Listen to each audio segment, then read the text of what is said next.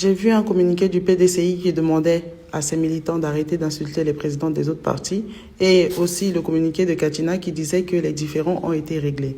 Mais par contre, il y a une jeune villageoise de Yamoussoukro là qui ne veut pas arrêter et qui veut qu'on lance les hostilités. Donc aujourd'hui, c'est la journée PDCI. Allons avec ça. Le combat du président Laurent Gbagbo, quel combat? Le combat qui n'a rien apporté aux Ivoiriens, le combat qui a divisé les Ivoiriens, le combat qui a semé les querelles qui ont abouti à des conflits qui ont défiguré la Côte d'Ivoire. Vous parlez de quel combat? Vous pensez qu'Houphouët-Boigny, lorsqu'il a opté pour la démocratie, là, il n'était pas conscient que le multipartisme là, faisait partie de la démocratie, que c'était un élément indicateur de la démocratie, que c'était un élément fondamental de la démocratie. Vous pensez que le président Houphouët-Boigny ne le savait pas? Si il pouvait opter pour la monarchie. Mais il dit, quand on vient à peine de sortir d'une situation difficile, restons unis, consolidons nos acquis, restons ensemble pour étudier cette notion de la démocratie, parce que notre société africaine était organisée en royaume. Stop. Cette villageoise-là, est-ce qu'elle est déjà sortie de Yamoussoukro? Parce que je crois qu'elle se croit au grain. Comment on opte pour une démocratie plutôt que d'une monarchie alors que notre système est organisé en royaume?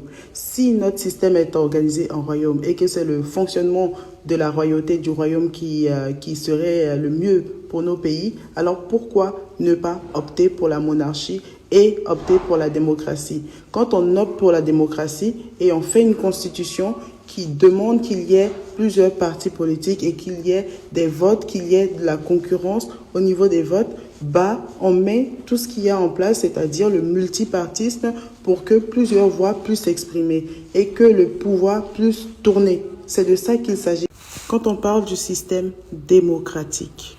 Pourquoi alors faire une constitution si lui tout seul, il peut décider de changer le système sans en modifier la constitution? 40 ans n'ont pas été assez pour pouvoir étudier la démocratie, pour pouvoir étudier le système dans lequel nous étions. Ça n'a pas été suffisant.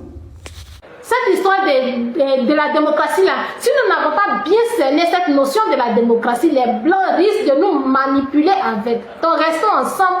Le temps de bien comprendre, de bien cerner les contours, maintenant chacun pourra aller de son côté. Les colons qui connaissent Houphouët-Boigny, qui sont conscients de l'intelligence et de la détermination de Houphouët-Boigny, qui voient le travail acharné de Houphouët-Boigny, sans qu'ils ne pas arrêter Houphouët-Boigny dans ce élan de développement, ils risquent dans l'avenir de perdre la Côte d'Ivoire. Houphouët-Boigny, conscient que l'aboutissement du combat qu'il avait commencé serait une chose de longue durée, a préféré faire former ses enfants pour pouvoir prendre le relais. Et parmi les enfants que Houphouët-Boigny allait faire former, c'est pas un qu'ils ont attrapé pour instrumentaliser contre Houphouët-Boigny, pour freiner Houphouët-Boigny, freiner le développement de la Côte d'Ivoire. Vous ne le savez pas. Le président Laurent Gbagbo, dans les années 70, 80, 90, avec quels moyens pouvoir s'opposer à Félix Houphouët-Boigny? Si ce n'est pas une main invisible qui le soutenait, qui le téléguidait, il avait quelle possibilité de pouvoir s'opposer à Félix Houphouët-Boigny?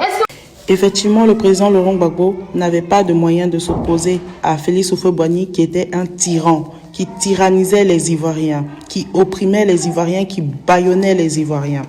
Effectivement, il n'avait aucun moyen de pouvoir s'opposer à Félix Houphouët-Boigny, mais il l'a fait quand même. Il l'a fait quand même parce qu'il avait une bonne partie du peuple avec lui. Le président Laurent Gbagbo n'a qu'une seule méthode, c'est le peuple, et tout le monde le sait. Toute la sous-région connaît dans quelles circonstances Houphouët-Boigny est arrivé au pouvoir en Côte d'Ivoire et qu'est-ce qu'il a dû céder aux colons pour accéder au pouvoir en Côte d'Ivoire. Sûrement, tu as appris l'histoire de la Côte d'Ivoire dans les grains de famille, dans les fables qu'on vous raconte là-bas à Yamoussoukro, parce qu'à t'entendre parler, tu n'es jamais sorti de ton village. Mais les Ivoiriens, les Africains connaissent leur histoire. Vous avez posé les bonnes questions. Vous êtes à la recherche d'un Français-Africain. On dit, si le mur n'est pas fichier, le cafard ne peut pas rentrer chez toi. Le président Gbagbo là, qu'on le veuille ou pas, c'est un ancien président de la République. Il n'est pas camarade de quelqu'un. C'est un ancien président de la République. Ils le veulent ou pas. Il y a un groupe d'Ivoiriens là qui aime Gbagbo Laurent. Ils le veulent ou pas. Gbagbo Laurent là, quand il disait qu'ils sont au courant là, Gbagbo, quand il y a eu l'élection en 2000 là, jusqu'à preuve du contraire, il est le seul qui a fait tomber des militaires, qui a un fusil. Et les militants sont venus les affronter les mains nues. Les militants sont sortis pour les affronter les mains nues. Et les Ivoiriens sont sortis aussi. Parce que nous, au PSI, là, quand il y a injustice, nous, on ne veut pas. Donc, nous, on était dedans aussi. Mais on a affronté des militaires. Le pouvoir des Guéhi Robert, des militaires, ils sont sortis. Et puis, ils ont fait que Guéhi Robert est tombé. C'est pourquoi ils disent, est-ce qu'ils sont au courant? C'est ça là, c'est de ça qu'ils parlent. Est-ce qu'ils sont au courant que moi, il a fait tomber militaire? Ça, c'est Gbagbo Laurent.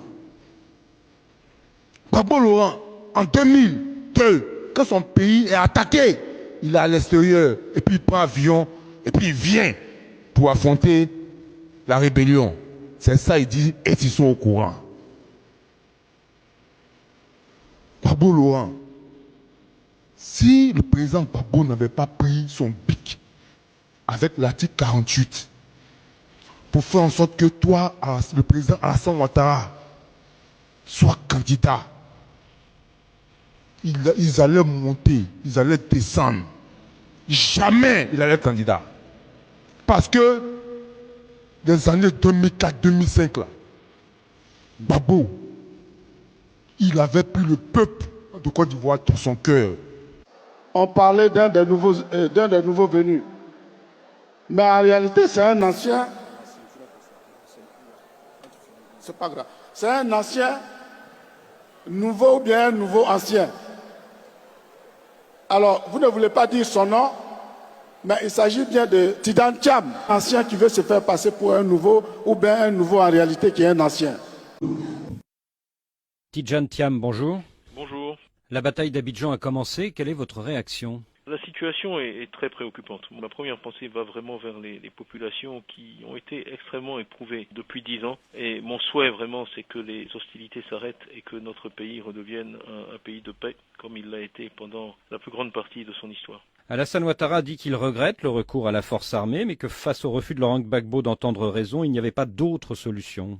Nous étions dans une impasse. Je pense qu'on était effectivement arrivé à une situation de blocage dont il fallait sortir. Je regrette que la solution soit militaire. J'espère qu'elle pourra aboutir avec le minimum de perte de vie humaine, sortir d'une logique de division. Toutes ces notions d'étrangers, de non-étrangers sont à laisser au placard. Les États-Unis sont le pays le plus riche et le plus puissant du monde. Ils importent des cerveaux chaque année. Ils ont plus de prix Nobel chaque année qu'aucun autre pays. 60% des prix Nobel américains ne sont pas nés américains. Donc je crois que si les États-Unis considèrent qu'ils ont besoin du reste du monde, ça doit s'appliquer aussi à la Côte d'Ivoire. Il faut tenir un discours d'apaisement, un discours d'unité. Les demi-ivoiriens, les quarts ivoiriens, les tout-ivoiriens. Moi, je suis né à Abidjan, j'ai passé mon bac au lycée classique d'Abidjan. Quand j'ai été reçu à Alix, j'étais tout content d'être le premier.